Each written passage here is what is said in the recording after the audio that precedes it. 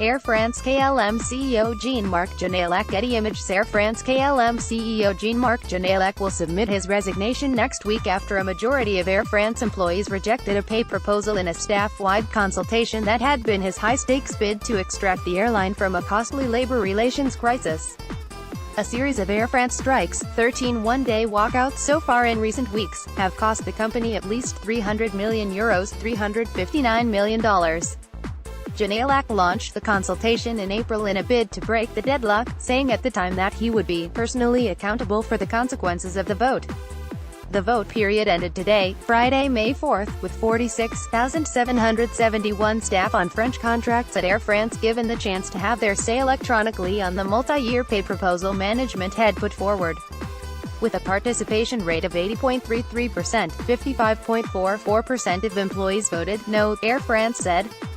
As a result, the pay agreement proposal of April 16 ensuring a 7% wage increase over 4 years, including a 2% increase in 2018, is no longer valid, the company said, and Janaillac is following through on his promise to be personally accountable. He will meet the Air France-KLM and Air France boards May 9 to submit his resignation, Air France said in a statement, adding that it would be their responsibility to take the appropriate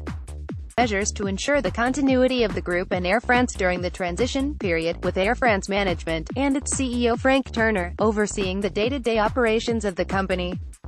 The Growth Pact proposal, which promised a 7% wage increase over 4 years as well as individual increases, included scope for adjustments if Air France's financial result was less than €200 million $246 million, and to apply a reversion clause in case of higher inflation or a negative financial result.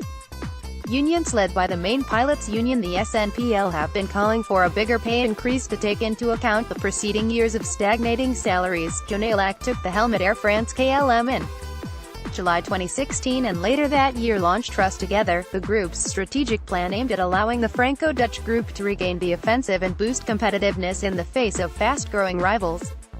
As part of the plan, Janaillac oversaw the creation of new carrier June as well as the signature of a wide-ranging North Atlantic joint venture with Virgin Atlantic and Delta Airlines and partnerships with China Eastern Airlines, Jet Airways in India and Vietnam Airlines. The results of the vote and the departure of its CEO come on the same day that Air France-KLM reported first-quarter results hit by the strike impact, with unit costs up 2.1% at constant currency, fuel and pension charges and 1.7% of that increase related to the strikes. Operating loss widened to €118 million from a loss of €33 million in the first quarter of 2017, with about €75 million of strike impact, the airline said, while it said its